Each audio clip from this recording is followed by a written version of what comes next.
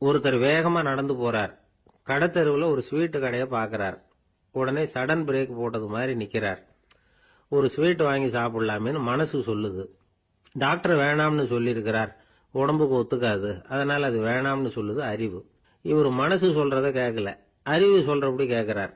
அதனால மறுபடியும் வேகமா அங்கிருந்து நடந்து போயிடுறார். அவர் நல்ல மனுஷன். மனுஷனுக்கு அறிவும் இருக்குது, உணர்ச்சியும் இருக்குது. எதுக்கு எடுத்தாலும் உணர்ச்சி வசப்பட்டுக்கிட்டு இருக்கக்கூடாது. அறிவு வசத்துல நாம இருக்கணும். அப்பதான் நாம நல்லபடியா வாழ முடியும். இல்லைன்னா அவஸ்தை தான். மகாபாரதத்துல சந்தனுன்னு சொல்லி ஒரு அரசன் வர்றான். அவன் ஒரு சமயம் அறிவு வசப்படாம உணர்ச்சி வசப்படுறான். அதாவது ஒரு நாள் கங்கை கரையில ஒரு அழகான பொண்ணை பார்க்கறான். இவனுடைய மனசு அவகிட்ட போயிடுது. அவளை கல்யாணம் பண்ணிக்கிறதுக்கு ஆசைப்படுறான். அந்த பொண்ணு சரின்னு சம்மதிக்கிறா. ஆனா ஒரு நிபந்தனை போடுறா. அந்த நிபந்தனைக்கு சம்மதம்னு சொன்னாதான் உன்னை கல்யாணம் பண்ணிக்குவேன்னு சொல்றா.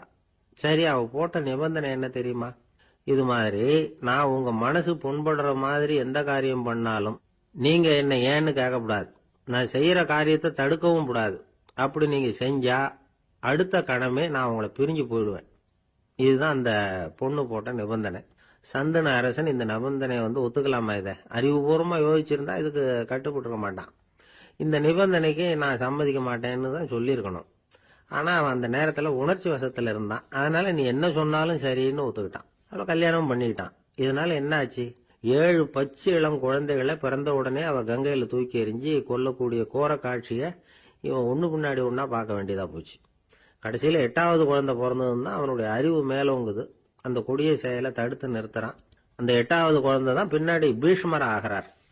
ஒரு பக்தி பிரசங்கத்துல ஒரு பேச்சாளர் இந்த விஷயத்தை சொல்லிவிட்டு இன்னொரு விஷயமும் சொன்னார். அது என்னன்னா, சந்தனு மன்னன் அறிவுக்கும் உணர்ச்சிக்கும் நடுவில் அகப்பட்டு தவிச்சதுனால அவன் வம்சத்துல வந்த கௌரவர்கள் உணர்ச்சி வசப்பட்டாங்க, பாண்டவர்கள் அறிவு வசப்பட்டாங்க அப்படின்னு சொன்னார். மனுஷனுக்கு உணர்ச்சியை விட அறிவு மேலோங்கி இருக்கணுங்கிறது சரிதான். ஆனால் அந்த அறிவை எப்படி உபயோகப்படுத்துறோம்ங்கிறது முக்கியம். ஒருத்தர் சொன்னார், சார் இன்னைக்கு கோயம்புத்தூர்ல ஒரு கல்யாணம், அதுக்கு நான் போக முடியலேன்னு நினைக்கும் பொழுது மனசுக்கு ரொம்ப வருத்தமா இருக்குது சார் அப்படின்னார். ரொம்ப உணர்ச்சி வசப்பட்டார். அதுக்காக கவலைப்படாதீங்க சார், ஒரு வாழ்த்து தந்தி கொடுத்துருங்களேன் அப்படின்னார் இன்னொருத்தர். அது எப்படி சார் முடியும்னார் அவரு. நான் தானே சார் கல்யாண மாப்பிள்ளை அப்படிங்கிறார் அந்த ஆள். அவனுக்கு வயசாயிட்டுது. இந்த கவலை பயம் எல்லாமும் அதிகமாயிட்டுது. மரண பயம், ராத்திரியில சரியா தூங்க முடியல, இப்படி ஆயிட்டுது நிலைமை. அந்த அரசன் ஏற்கனவே எப்படின்னா போர்க்களங்கள்ல எத்தனையோ பேரை ஓட ஓட விரட்டி இருக்கிறான். இருந்தாலும் இப்ப அந்த துணிச்சல்லாம் எங்கேயோ போயிட்டுது. பேசாம படுத்திருக்கிறான். அப்படியே படுத்தாலும் தான் தூக்கம் வரமாட்டேங்குது. என்ன பண்ணலாம்னு யோசிச்சான் இந்த மன்னன். உடனே எல்லா அமைச்சர்களையும் கூப்பிட்டான்.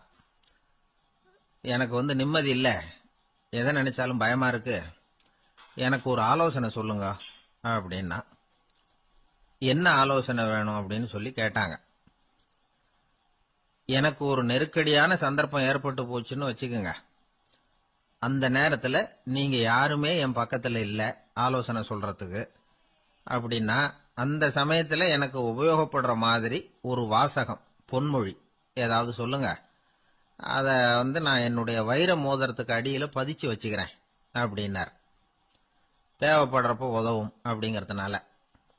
அவர் போட்டிருந்த மோதிரமும் அதுக்கு தகுந்த மாதிரியே திறந்து மூடுறது மாதிரி அமைஞ்சிருந்தது. ஏதாவது வாசகம் எழுதுனா உள்ற வச்சுக்கலாம், அதுக்கான வசதி அதுல இருந்தது. அமைச்சர்கள்லாம் யோசனை பண்ணாங்க, இது மாதிரி ராஜா கேட்கிறாரே என்ன வாசகம், அதாவது பொன்மொழி சொல்லலாம் அப்படின்னு எல்லாரும் யோசனை பண்ணாங்க. ஒருத்தருக்குமே சரியா தோணல, ஒரே குழப்பமா இருந்தது. ஏன்னா நெருக்கடியான சமயத்துல உபயோகப்படுறது மாதிரி ஒரு பொன்மொழி வேணும்னு சொல்லியிருக்கிறார்.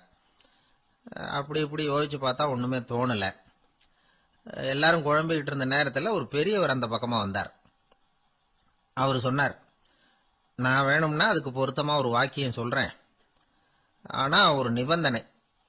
அதை யாரும் ரொம்ப ஆர்வம் காரணமா அவசரப்பட்டு படிச்சிடக்கூடாது. அதை ரகசியமா அந்த மோதிரத்துக்குள்ள எழுதி வச்சுக்கணும். எப்பவாவது இக்கட்ல மாட்டிக்கிற சமயத்துல மட்டும், வேற வழியே இல்லை அப்படிங்கிற நிலைமையில மட்டும்தான் அதை திறந்து பார்க்கணும்.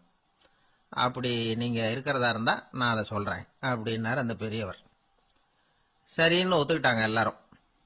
அதே மாதிரி அவர் ஒரு வாக்கியத்தை சொன்னார். அவர் சொன்ன வாக்கியத்தை ரகசியமா மோதிரத்துக்குள்ள பதிச்சு மூடியாச்சு.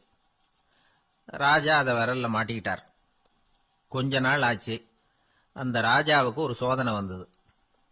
என்ன சோதனைன்னா, அடுத்த நாட்டு மன்னன் படையெடுத்துட்டு வந்துட்டான். அவன் இவர்கிட்ட ஏற்கனவே தோத்து போனவன், ஒரு வெறியில வந்திருக்கிறான். தோற்று போனவன் மறுபடியும் சண்டைக்கு வந்தா எப்படி வருவானோ அப்படி வர்றான். ஒரு வெறியில வந்தான், ஜெயிச்சுட்டான்.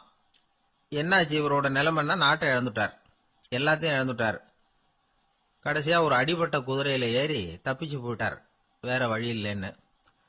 பின்னாடி துரத்திக்கிட்டு வராங்க. இவர் ஒரு மலை உச்சிக்கு போயிட்டார். அதுக்கும் அப்பால போக முடியாது, ஏன்னா அந்த பக்கம் பயங்கர பள்ளம். உல்லாச பயணிகள் வந்து கண்டு கழிக்கிற இடம் அது.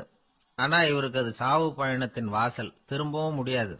அவ்வளவு குறுகிய பாதை அது, வேற வழியே இல்லை. இந்த நேரம் சூரிய ஒளி மோதிரத்துல பட்டு மின்னிச்சு. உடனே இவருக்கு ஞாபகம் வந்தது. மோதிரத்தை திறந்து படிக்கிறார். அதுல இருந்த வாசகம், இந்த நிலையும் மாறிவிடும், this too will pass away. அவருக்கு ஒரு தைரியம் வந்தது. பின்னாடி வந்தவங்களும் திசை மாறி வேற எங்கேயோ தேடி போயிட்டாங்க. அவங்க விரட்டிக்கிட்டு வரலன்னா இவ்வளவு அழகான ஒரு இடம் இருக்கிறதே எனக்கு தெரியாம போயிருக்குமேன்னு நினைச்சார். இவ்வளவு அழகை ரசிக்கிறதுக்காக ஒரு நாட்டையே கூட இழக்கலாம்னு தோணுச்சு அவருக்கு. அமைதியா அந்த அழகை ரசிச்சார். எதிரிகள்லாம் எங்கேயோ போயிட்டாங்க. மன்னர் நாடு திரும்பினார். மறுபடியும் படைகளை திரட்டினார். கொஞ்ச நாள்ல படை எடுத்துக்கிட்டு போனார். யாருகிட்ட தோத்து போனாரோ அவரையே வெற்றி கண்டு திரும்பி வர்றார். வரவேற்பு விழா பிரமாவப்படுது. ஆடல் பாடல் கோலாகலம். இதை பார்த்தது அந்த ராஜாவுக்கு தலைகால புரியல. நம்மளை இனிமே யாராலையும் ஜெயிக்க முடியாதுன்னு நினைச்சார். அகம்பாவம் லேசா எட்டி பார்த்தது. இப்ப மறுபடியும் சூரிய ஒளிப்பட்டு மோதிரம் மின்னிச்சு. அதை திறந்து மறுபடியும் படிக்கிறார். இந்த நிலைமையும் மாறிவிடும், this too will pass away. அவ்வளவுதான். அவர் மனசு அடங்க ஆரம்பிச்சுட்டுது, ஆணவம் போயிட்டுது. இதுல இருந்து நாம தெரிஞ்சுக்க வேண்டியது என்னன்னா, எந்த சூழ்நிலையிலையும் நாம கவலைப்பட வேண்டியதில்லை. ஏன்னா இங்க எதுவுமே நிரந்தரம் இல்லை. அந்த ராஜா மாதிரியே நம்ம ஆளு ஒருத்தன் ஒரு மோதிரம் போட்டிருந்தான். அதுக்குள்ள அவன் எழுதி வச்சிருந்த வாசகம், எதுக்கும் கவலைப்படாதே அப்படிங்கிறது தான். ஒரு நாள் பயங்கரமான கவலையோட உட்காந்துருந்தான். பக்கத்துல இருந்தவங்க சொன்னாங்க, இது மாதிரி சந்தர்ப்பத்துல தான் நீ உன் மோதிரத்தை திறந்து பார்க்கணும்னாங்க. இவனுக்கு கவலையோட எரிச்சலும் சேர்ந்துக்கிட்டது. அது எப்படி முடியும், இப்ப திருட்டு போனது என்னோட அந்த மோதிரம் தானே அப்படின்னு சொல்லிவிட்டு தலையில கை வச்சுட்டு உட்காந்துட்டான். இப்படிலாம் சொல்றது உண்டு. இருந்தாலும் நாம எந்த சூழ்நிலையிலையும் கவலைப்பட வேண்டியதில்லை அப்படிங்கிற உண்மையை புரிஞ்சுக்கணும். அப்படி கவலைய வெல்றதுக்கான வழி தெரிஞ்சுட்டதுன்னா வாழ்க்கையில வெற்றி நிச்சயம். அங்க நபிகள் நாயகம் உட்கார்ந்திருக்கிறார். அந்த சமயம் அம்மா அங்க வர்றாங்க.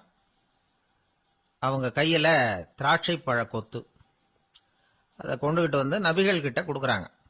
சாப்பிடுங்க அப்படின்னு சொல்லி ரொம்ப அன்பா வேண்டிக்கிறாங்க. நபிகள் நாயகமும் ரொம்ப பிரியமா அதை வாங்கிக்கிட்டார். அதுக்கப்புறம் அதை சாப்பிட ஆரம்பிச்சார். நபிகள் நாயகம் மதீனாவில் தங்கியிருந்தப்போ இது மாதிரி நிறைய பேர் பழங்களையும் தின்பண்டங்களையும் கொண்டுகிட்டு வந்து கொடுக்கறது வழக்கம். நபிகள் நாயகம் என்ன பண்ணுவார்னா, அதெல்லாம் வாங்குவார். உடனே பக்கத்தில் இருக்கிற தோழர்கள் எல்லாருக்கும் பகிர்ந்து கொடுப்பார், தானும் சாப்பிடுவார். இதுதான் எப்போதும் வழக்கம். ஆனா இந்த தடவை என்னாச்சு தெரியுமா, அவர் அப்படி பண்ணல. ஒவ்வொரு பழமா எடுத்து தானே சாப்பிட்டுக்கிட்டு இருக்கிறார். அவர் விருப்பமா சாப்பிடுகிற காட்சியை ஆசை தீர பார்த்துக்கிட்டு இருந்தாங்க அந்த வயசான அம்மா, அந்த பழத்தை கொடுத்தவங்க. அவங்களுக்கு ரொம்ப மகிழ்ச்சியா இருந்தது, மன நிறைவா இருந்தது. நாம ஆசையா கொண்டுகிட்டு வந்து கொடுக்குற பழத்தை நபிகள் நாயகம் இவ்வளவு பிரியமா சாப்பிடுறாரே அப்படின்னு நினைச்சு ரொம்ப சந்தோஷப்பட்டாங்க. அதுக்கப்புறம் அங்கிருந்து அவங்க புறப்பட்டு போயிட்டாங்க. இந்த அம்மா போனதுக்கு அப்புறம் பக்கத்துல இருந்த தோழர்கள் பேச ஆரம்பிச்சாங்க. ஏன்னா அவங்களுக்கு சந்தேகம், இன்னைக்கு வித்தியாசமா நடந்துகிட்டாரே அப்படின்னு. அண்ணலே, எது உங்களுக்கு வந்தாலும் எங்க எல்லாருக்கும் கொடுத்துட்டு தான் நீங்க சாப்பிடுவீங்க. இன்னைக்கு மட்டும் நீங்க அப்படி செய்யலையே, எல்லா பழத்தையும் நீங்களே சாப்பிட்டீங்களே, அதுக்கு என்ன காரணம் அப்படின்னு கேட்டாங்க. இப்படி கேட்கறதுனால நாயகம் அதை தப்பா புரிஞ்சுக்க மாட்டார் அப்படிங்கறது அவங்களுக்கு தெரியும். யாரும் எதையும் அவர்கிட்ட கேட்கலாம், அப்படி கேட்கறதுக்கு உரிமை உண்டு. இந்த ஜனநாயக முறைகளுக்கு அவர்கள் கொடுத்த மரியாதை இது. தோழர்களின் கேள்விக்கு நபிகள் பதில் சொல்ல ஆரம்பிச்சார். நண்பர்களே, அந்த அம்மா ரொம்ப பிரியமா அந்த பழங்களை என்கிட்ட கொண்டுகிட்டு வந்து கொடுத்தாங்க. முதல்ல ஒரு பழத்தை எடுத்து வாயில போட்டு பார்த்தேன். அது ரொம்ப புளிப்பா இருந்தது, சாப்பிடுறது ரொம்ப கஷ்டம். உங்ககிட்ட யாருக்காவது அதை கொடுத்திருந்தா அதுல வாயில போட்டதும் புளிப்பு தாங்காம முகம் சுழிச்சிருப்பீங்க. அதை அந்த அம்மா பார்த்துட்டாங்கன்னா வருத்தப்பட்டிருப்பாங்க. ஆசையா கொண்டுகிட்டு வந்து நமக்கு கொடுத்துருக்குறாங்க. அவங்க அன்பான மனசை நோகடிக்கிறதுக்கு நான் விருப்பப்படல. அதனால முகம் சுளிக்காம சாப்பிடணுமேங்கிறதுக்காகத்தான் அந்த பழங்கள் பூராவே நானே சாப்பிட்டுட்டேன் அப்படின்னு புன்முறுவலோட பதில் சொன்னாராம் நபிகள் நாயகம். இன்னொருத்தர் மனசு புண்படக்கூடாதுங்கிறதுக்காக புளிப்பையும் இனிப்பா ஏற்றுக்கொள்ளுகிற பண்பாடு இருக்கு பாருங்க, அது ஒரு பெரிய நாகரிகம். அது எல்லாருக்கும் சுலபமா வந்துடாது. நல்லா இருக்கிற பழத்தையே என்ன இவ்வளவு மோசமா இருக்கேன்னு சொல்லுகிறவர்கள் தான் நம்ம கிட்ட அதிகம். இந்த காலத்துல இல்வாழ்க்கையில இந்த நாகரிகத்தை சில பேர் கடைபிடிக்கிறது உண்டு. நல்லா இருக்க இல்லையோ முகம் சுளிக்காம சாப்பிட்டுருவாங்க. ஏன்னு கேட்டா, எதுக்காக சார் வீண் வம்பு, ஏதோ நமக்குன்னு கொடுத்து வச்சது அவ்வளவுதான் அப்படின்னு நினைச்சுக்கிட்டு போக வேண்டியது தானே அப்படிம்பாங்க. இவங்கெல்லாம் கூட ஒரு விதத்துல பண்பாடு தெரிஞ்சவர்கள் தான். இப்போ ஒரு ஆளு ஊரெல்லாம் சுத்தி விட்டு கடைசியில அழுத்து போய் ஒரு ஹோட்டலுக்குள்ள நுழைஞ்சானான். ரொம்ப களைப்பா இருந்தது அவனுக்கு. அதனால ரொம்ப களைப்படைஞ்சு போய் ஒரு நாற்காலியில போய் உட்காந்துருக்கிறான். இவனை பார்த்ததும் சர்வர் ஓடி வந்தார். சார் உங்களுக்கு என்ன வேணும்னு கேட்டார். எனக்கு தேவை 2 தோசையும் கொஞ்சம் அன்பான வார்த்தைகளும் அப்படின்னா. சர்வர் உள்ள போனார். 2 தோசையை கொண்டாந்து வச்சார். அன்பான வார்த்தை கேட்டனே அப்படின்னா இவன். சர்வர் ரொம்ப பணிவா குனிஞ்சு இவன் காதோரமா சொன்னார், ஐயா இந்த தோசையை சாப்பிட்றாதீங்க, புளிச்சு போன பழைய மாவு அப்படின்னார். இது பாருங்க, அன்பான வார்த்தையும் 2 தோசையும் கேட்டார், கொண்டாந்து கொடுத்துட்டார். இப்படி இருக்கிறவர்களும் இன்றைய மனிதர்கள்ல அதிகம். அதனால மனிதர்கள் ஒவ்வொருத்தரும் ஒவ்வொரு விதம். நம்ம கிட்ட பிரியமா நடந்துகிறவர்கள் மனம் கோணும்படி நாம் நடந்து கொள்ளக்கூடாது அப்படிங்கிறது தான் நபிகள் நாயகம் அவருடைய செயல் மூலமா நமக்கு உணர்த்தி இருக்கிற வாழ்வியல் உண்மை. காதுங்கிறது எப்பவும் திறந்தே இருக்கக்கூடிய ஒண்ணுதானே. சில பேர் பேசிக்கிட்டே இருப்பாங்க, நாமும் கேட்டுக்கிட்டே தான் இருப்போம். அவர் என்ன சொன்னாரு திருப்பி சொல்லு அப்படின்னு சொன்னா சொல்ல தெரியாது. காது சரியா கேட்டாலும் நாம பேசுறத மற்றவங்க சரியா கேட்கறாங்களா அப்படிங்கிறது சந்தேகம்தான். இந்த சந்தர்ப்பத்துல ஒரு உண்மையை நாம புரிஞ்சுக்கணும். அதாவது என்னன்னா, கேட்பதுங்கிறது வேற, கவனிக்கிறதுங்கிறது வேற. அதாவது கேட்கறதுன்னா அது ஹியரிங், கவனிக்கிறது அப்படின்னா அது லிசனிங். கேட்கறதுங்கிறது தன்னிச்சையா நடக்கக்கூடிய ஒரு செயல். இப்போ ஒரு சாலையில நடந்து போயிட்டு இருக்கிறோம். எவ்வளவோ சத்தம் நம்ம காதுல வந்து விழுந்துகிட்டு இருக்கு. கார் போற சத்தம் கேட்குது, பறவை ஒரு மரத்துல இருந்து கத்துது, அந்த சத்தம் கேட்குது. இப்படி நிறைய வந்து காதுல விழுந்துகிட்டு இருக்கு. ஆனா கவனிக்கிறதுங்கிறது எப்படின்னா, நம்ம முழு மனசை செலுத்தி உன்னிப்பா கேட்கறது. எத்தனையோ சத்தத்துக்கு நடுவுல தன்னுடைய குழந்தை அழற சத்தத்தை தாய் தெரிஞ்சுக்க முடியுது இல்லையா, அது மாதிரி. விவரம் தெரிஞ்சவங்க எல்லாம் என்ன சொல்றாங்கன்னா, கவனித்தல் அதாவது லிசனிங் அப்படிங்கிற செயல்ல 3 அம்சங்கள் இருக்கிறதாக சொல்றாங்க. அது என்ன 3 அம்சங்கள் அப்படின்னா, முதல்ல காதால கேட்கறது, இது முதல் அம்சம். 2வது என்னன்னா கேட்டதை புரிஞ்சுக்கிறது. 3வது என்னன்னா என்ன புரிஞ்சுக்கிட்டோம்ங்கிறத தெரிவிக்கிறது, ஃபீட்பேக் அப்படின்னு சொல்றமே. அது ஒரு ஆசிரியர் வகுப்புல பாடம் நடத்திக்கிட்டு இருக்கிறார். வெறுமனே கேட்கிற குழந்தை ஒரு காதால வாங்கி இன்னொரு காதால விட்டுடும். அதாவது கேட்கிற குழந்தை அப்படி செய்யும். ஆனா கவனிக்கிற குழந்தை கேட்டதை புரிஞ்சுக்கும். என்ன புரிஞ்சுக்கிட்டேன்னு கேட்டா பதில் சொல்லும். இதுதான் கேட்கறதுக்கும் கவனிக்கிறதுக்கும் உள்ள வித்தியாசம். ஒரு புள்ளி விவர கணக்கு என்ன சொல்லுது தெரியுமா? ஒரு மனிதன் எழுதுறது மூலமா 6% அறிவை பெருக்கிக்கிறானா, எழுதுறது மூலமா. படிக்கிறது மூலமா 19% அறிவை பெருக்கிக்கிறானா. பேசுறது மூலமா 30% அறிவை பெருக்கிக் கொள்ளுகிறான் அப்படின்னு சொல்றாங்க. ஆனா பாருங்க, கவனிக்கிறது மூலமா 45% அறிவை பெருக்கிக் கொள்ளுகிறான் அப்படிங்கிறது புள்ளி விவரம். அதனால வந்து கற்றலின் கேட்டல் நன்று அப்படின்னு சொல்றாங்க இல்லையா, அது இதுதான். அதனால கவனிக்கிறது மூலமா அதிக அறிவை நாம வந்து பெருக்கிக் கொள்ள முடியும். கேள்வி ஞானம் தான் ரொம்ப சிறந்தது அப்படிங்கிறார் வள்ளுவர். அதாவது கவனிச்சு கேட்கணும், அதுதான் முக்கியம். மற்றவங்க சொல்றத நல்லா கவனிக்க முடியாதபடிக்கு நாமே சில தடைகளை ஏற்படுத்திக்கிறோம், அல்லது நம்ம அறியாமலே அப்படி ஒரு தடை உண்டாயிடுது. அந்த தடைகளை தாண்டணும் அல்லது தகர்த்து எறியணும் அப்படிங்கிறது பெரியவர்கள் சொல்லுகிற யோசனை. அது என்ன தடைகள் அப்படின்னா, நமக்கு தெரியாத இவர் என்ன சொல்லிட போறார் அப்படிங்கிற நினைப்பு, இது ஒரு தடை. சொல்லி முடிக்கிறதுக்கு முன்னாடியே குறுக்க பேசுறது, மனசு அங்கேயும் இங்கேயும் அலையிறது, இதெல்லாம் தான் தடைகள். ஆசிரியர் பாடம் நடத்துறார் அப்படின்னா மாணவர்கள் அக்கறையா கவனிக்கணும். அப்பதான் பரீட்சையில பாஸ் ஆக முடியும். வீட்டுக்குள்ள கணவன் சொல்றத மனைவி கவனிச்சு கேட்கணும். மனைவி சொல்றத கணவன் கவனிச்சு கேட்கணும். இல்லைன்னா குழப்பமாயிடும். ஒரு அம்மா கோயிலுக்கு போனாங்க. சேலையில ஒரு முடிச்சு போட்டிருந்தாங்க. எதுக்கு சேலையில முடிச்சு போட்டு வச்சிருக்கிறீங்க அப்படின்னு கேட்டாங்க. எங்க வீட்டுக்காரர் ஒரு கடிதத்தை மறக்காம தபால் போட்டியில போட்டுடணும்னு சொன்னார். ஞாபகத்துக்காக முடிச்சு போட்டு வச்சிருக்கிறேன் அப்படின்னாங்க. கடிதத்தை பெட்டியில போட்டுட்டீங்களா அப்படின்னு கேட்டாங்க. அது எப்படிங்க முடியும், அவர் கடிதத்தை என்கிட்ட கொடுக்க மறந்துட்டாரே அப்படின்னாங்களாம். அதனால மறக்கப்படாதுன்னு நினைச்சுக்கிட்டே மறந்து விடுறது இப்படி ஒரு வாழ்க்கை. அதனால வாழ்க்கையில நமக்கு இருக்கிறது செவிச்செல்வம் ரொம்ப முக்கியமானது. நிறைய கேட்கணும், சொல்றதை விட கேட்கணும், கேட்கறத விட முக்கியம் கவனிக்கிறது. அப்படி கவனிக்கிறது மூலமா நம்முடைய வாழ்க்கையில வெற்றி பெறணும். எனக்கு வாழ்க்கையே வெறுத்து போச்சு சார் அப்படின்னு சொல்லிட்டு ஒருத்தர் வந்தார். வந்து கொஞ்ச நேரம் பேசினதுக்கு அப்புறம் அவர் அப்படி சொல்லியிருந்தா அதுல ஒரு அர்த்தம் இருந்திருக்கும். வர்றதுக்கு முன்னாடியே வாழ்க்கை வெறுத்து போச்சுன்னு சொல்லிட்டு வர்றார். என்ன சார் விஷயம்னு விசாரிச்சோம். எங்க வீட்டில் தினம் 3 வேளையும் ஒரே மாதிரி சாப்பாடு சார், வித்தியாசமே கிடையாது. இப்படியே 3 மாசமா சாப்பிட்டுக்கிட்டு இருக்கிறேன். அதை விட பட்டினி கிடந்து செத்துடலாம்னு தோணுது அப்படின்னார். ஒரு பெரியவர் சொன்ன தத்துவத்தை சொல்றதுக்கு ஆள் கிடைக்காம தவிச்சுக்கிட்டு இருந்தோம். இப்போ ஒருத்தர் கிடைச்சிட்டார், விட்டுலாமா? உடனே அவரை உட்கார வச்சு சொல்ல ஆரம்பிச்சிட்டோம். அதாவது நாம அனுபவிக்கிற உணர்வுகள்ல களிப்பு, மகிழ்வு, ஆனந்தம் இது 3க்கும் ஒண்ணுக்கு ஒண்ணு வித்தியாசம் உண்டு. மேம்போக்கா பாக்கிறதுக்கு இது 3 ஒண்ணு மாதிரி தோணும். ஆனா அது அப்படி இல்லை. களிப்புங்கிறது உடம்ப பொறுத்தது, மகிழ்வுங்கிறது மனசை பொறுத்தது, ஆனந்தம்ங்கிறது ஆன்மாவை பொறுத்தது. இப்படி இந்த 3 வகையான அந்த சுவைப்புகளின் தன்மையும் வேற வேற. இப்ப முதல்ல களிப்புங்கிறத எடுத்துக்குவோம். நம்ம புலன்களுக்கு களிப்பை தரக்கூடிய பொருள்களுக்கு சில விசேஷ குணம் உண்டு. அது எப்படின்னா, சீக்கிரமே சலிப்பு உண்டு பண்ணும். ஒருத்தர் அந்த பொருளை எடுத்துக்கிட்டா அது இன்னொருத்தருக்கு குறைஞ்சிரும். உணவு, உடை இதெல்லாம் களிப்பை தரக்கூடிய பொருள்கள். இப்போ உதாரணத்துக்கு, ஒரு சாப்பாட்டு மேசையில ஒரு பாத்திரத்துல 10 இட்லி இருக்கு.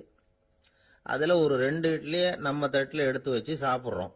நாம சாப்பிட்ட அந்த இட்லி நிச்சயமா எதிரில் உட்கார்ந்துருக்கிறவருக்கு இல்லை, அவருக்கு உபயோகப்படாது. நாம சாப்பிட்ட அதே இட்லியை அவரும் சாப்பிட முடியாது, அவர் வேறதான் எடுத்து வச்சுக்கணும். அது மாதிரி நாம ஒரு சட்டையை எடுத்து போட்டுக்கிறோம், அதே சட்டையை அதே நேரத்தில் இன்னொருத்தர் போட்டுக்க முடியாது. புலன்களுக்கு களிப்பை தரக்கூடிய இது மாதிரி பொருள்கள்லாம் முதல் தடவை நமக்கு கொடுக்கிற களிப்பை 2வது தடவையும் கொடுக்காது. 3வது தடவை இன்னும் குறையும், கடைசியில வெறுப்பாகவும் மாறிடும். ஒவ்வொன்னா இட்லியை தொடர்ந்து சாப்பிட்றோம்னு வச்சுக்கோங்க, முதல் இட்லி தரக்கூடிய சுவையை 30வது இட்லி தராது. முதல் தடவை புது சட்டையை போட்டுக்கிறப்ப நமக்கு இருக்கிற களிப்பு அதே சட்டையை 100வது தடவையா போட்டுக்கிறோம்னு வைங்க, அப்ப இருக்குமா? இருக்காது. இதுதான் களிப்பு. அதாவது சீக்கிரமே சலிப்பை தரக்கூடியது. ஒருத்தர் எடுத்துக்கிட்டா இன்னொருத்தருக்கு குறைஞ்சு போகக்கூடியது. ஆனா மகிழ்ச்சிங்கிறது அப்படி இல்லை. ஒருத்தர் அனுபவிக்கிறதுனால இன்னொருத்தருக்கு குறைஞ்சு போகாது.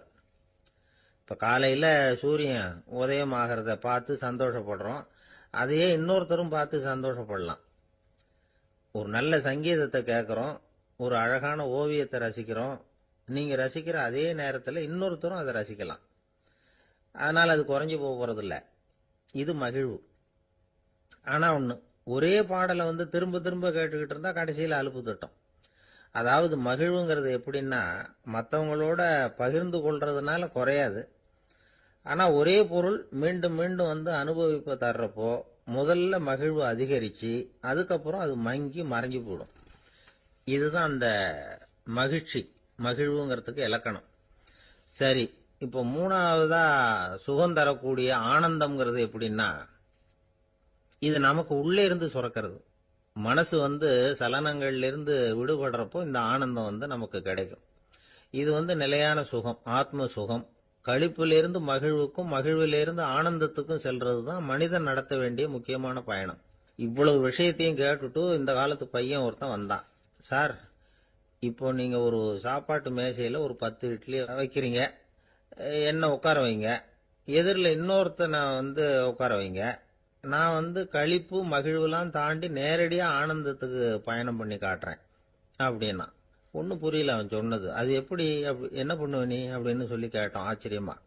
2 இட்லி சாப்பிட்டா தானே சார் களிப்பு, நான் 10 இட்லியும் மொத்தமா சாப்பிட்டுருவேன், அடுத்தவனுக்கு எதுவும் கிடைக்காது, அவனுக்கு கிடைக்காதபடி நாமே சாப்பிட்டுறோம்ல, அதுதானே நமக்கு ஆனந்தம் அப்படின்னு அதுக்கு ஒரு விளக்கம் சொல்றான். ஒரு ஆளை அடையாளம் கண்டுபிடிக்கணும்னா அதுக்கு சுலபமான வழி என்ன? முகத்தை பார்த்து கண்டுபிடிக்கிறது தான். ஆனா மனுஷன் தப்பு பண்ண ஆரம்பிக்கும் பொழுது அவனை கண்டுபிடிக்கிறதுக்கு வேற வழிகளை தான் கையாள வேண்டியிருக்கு. கைரேகை அதுக்கு ரொம்ப உபயோகப்படுது. கைரேகைகள் ஒருத்தருக்கு இருக்கிறது மாதிரி இன்னொருத்தருக்கு இருக்கிறது இல்லை. பல் வரிசையும் அப்படிதான். ஏமாத்துறவங்க அதிகமா போனா இருக்கிறவங்க எச்சரிக்கையா இருக்க வேண்டியிருக்குது. பயோமெட்ரிக்ஸ் அப்படிங்கிறது ஒரு பெரிய தொழில்நுட்பம். இதை உபயோகப்படுத்தி சில பாதுகாப்பு உத்திகளை எல்லாம் உருவாக்கி இருக்கிறாங்க அமெரிக்காவில். வீட்டுக்கு சொந்தக்காரர் குரல் கொடுத்தா கதவு திறக்கும், அல்லது அவர் கை வச்சா கதவு திறக்கும். மற்றவங்க யாரு என்ன பண்ணாலும் கதவு திறக்காது. இது ஒரு முறை.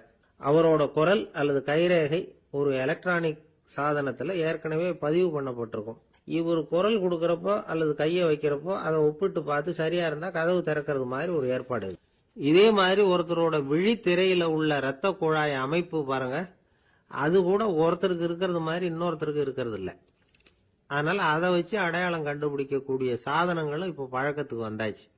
கைரேகையை ஒப்பிடுற சாதனத்தை விட விழித்திரை இரத்த குழாய் அமைப்பை அடையாளம் காணுற சாதனம் இருக்கு பாருங்க, இது ரொம்ப நுட்பமானது. இது நம்ப தகுந்தது. ஒரு ஆளை அடையாளம் கண்டுபிடிக்கிறதுக்கு இது எடுத்துக்கிற நேரம் 1 வினாடி தான். ஒரு கருவி இருக்கும், அதுல உள்ள ஒரு சிறு துளையில கண்ணை வச்சு பார்க்கணும். உடனே இந்த சாதனம் குறைந்த சக்தி உள்ள இந்த அகசிவப்பு ஒளியை பாய்ச்சி அவரது விழித்திரையின் இரத்த குழாயை ஆராய்ச்சி பண்ணி ஏற்கனவே அதோட நினைவு பெட்டகத்துல பதிவு பண்ணி வச்சிருக்கிறோமே அந்த அமைப்புகளோட இதை ஒப்பிட்டு பார்த்து சரியான ஆள் தானா இல்லையா அப்படின்னு அடையாளம் காட்டிவிடும். குரலை வச்சு அடையாளம் கண்டுபிடிக்கிறதும் இந்த பயோமெட்ரிக்ஸ் முறைகள்ல ஒண்ணு. ஒரு நபரோட குரல்ல டிஜிட்டல் குறியீடுகளை மாத்தி பதிவு பண்ணிக்கிட்டு மீண்டும் அதே குரலை இனம் காணக்கூடிய சாதனங்கள் ஏற்கனவே அமெரிக்காவில எல்லாம் விற்பனைக்கு வந்தாச்சு. ஒரு ஆளுக்கு ஜலதோஷம் பிடிச்சிருந்தா கூட அந்த சாதனம் சரியாவே கண்டுபிடிச்சிருமா. குரலை மாத்தி பேசுறவங்க கூட இந்த கருவியை ஏமாத்த முடியாது. இதை ஆஸ்பத்திரிகள், வங்கிகள்ல உள்ள இரும்பு பெட்டக காப்பறைகள் இங்கெல்லாம் உபயோகப்படுத்தலாம். குழந்தைகள் உள்ள இடங்களுக்கு இது ரொம்ப உபயோகப்படும். கதவு பூட்டிக்கிட்டுதுன்னு வச்சுக்கோங்க, கதவை திறக்கிறதுக்கு சாவி உபயோகப்படுத்த தெரியாத குழந்தைகள் குரல் எழுப்பிய கதவை திறந்துட முடியும். எதிர்காலத்தில் இந்த பயோமெட்ரிக்ஸ் முறை இன்னும் பல ஆச்சரியங்களை ஏற்படுத்தும் அப்படின்னு எதிர்பார்க்கறாங்க. ஸ்டியரிங்கை தொட்டதுமே காரு ஸ்டார்ட் ஆயிடும், சாவி வேண்டியதில்லை. காரு சொந்தக்காரர் தொட்டாதான் ஸ்டார்ட் ஆகும், வேற யாராவது தொட்டா ஸ்டார்ட் ஆகாது. ஒரு மனுஷனோட நடை, அவர் டைப்ரைட்டரை தொடுகிற விதம், இதையெல்லாம் வச்சு கூட ஆளை அடையாளம் காணக்கூடிய தொழில்நுட்பம் வரலாம். என்னதான் தொழில்நுட்பம் வளரட்டும், குடும்பத்துக்குள்ள நடக்கிற திருட்டுகளை கண்டுபிடிக்கிறது ரொம்ப கஷ்டம். ஒரு வீட்டுல பெட்டியில இருந்த பணம் காணாம போச்சு, வீட்டுக்காரரோ அல்லது பையனோ தான் எடுத்திருக்கணும். பெட்டியை திறந்து பார்த்தா அந்த வீட்டுக்காரம்மா இதுல இருந்து பணத்தை எடுத்தது நிச்சயமா என் வீட்டுக்காரரு தான் அப்படின்னு சொல்ல முடியல அவங்களால. யோசிச்சாங்க. என்னம்மா இப்படி யோசிக்கிறீங்களேன்னு கேட்டிருக்காங்க. நிச்சயமா இந்த பணத்தை எடுத்தது என் வீட்டுக்காரர் இல்லை அப்படின்னு உறுதியா சொல்லிவிட்டாங்க அந்த அம்மா. இது கேட்டவங்களுக்கு ரொம்ப ஆச்சரியமா இருந்தது. அந்த வீட்டுக்காரருக்கு இது ரொம்ப பெருமையா இருந்தது. அது எப்படி அவ்வளவு கரெக்டா சொல்றீங்க அப்படின்னு கேட்டிருக்கிறாங்க. அப்போ அந்த அம்மா சொல்லிச்சான், பெட்டியில இன்னும் கொஞ்சம் பணம் மிச்சம் இருக்குது, இவர் எடுத்திருந்தாருன்னா அப்படி மிச்சம் வச்சிருக்க மாட்டார், அதனாலதான் அப்படி சொன்னேன் அப்படின்னாங்க. ஒரே ஒரு ஊர்ல ஒரு அம்மா இருந்தாங்க. அந்த அம்மாவுக்கு ஒரே ஒரு பிள்ளையாண்டான். அவனுக்கு ரொம்ப அக்கறையோட கல்யாணம் பண்ணி வச்சாங்க. கல்யாணம் முடிஞ்சதும் மருமக பொண்ணு வீட்டுக்கு சேர்ந்தது.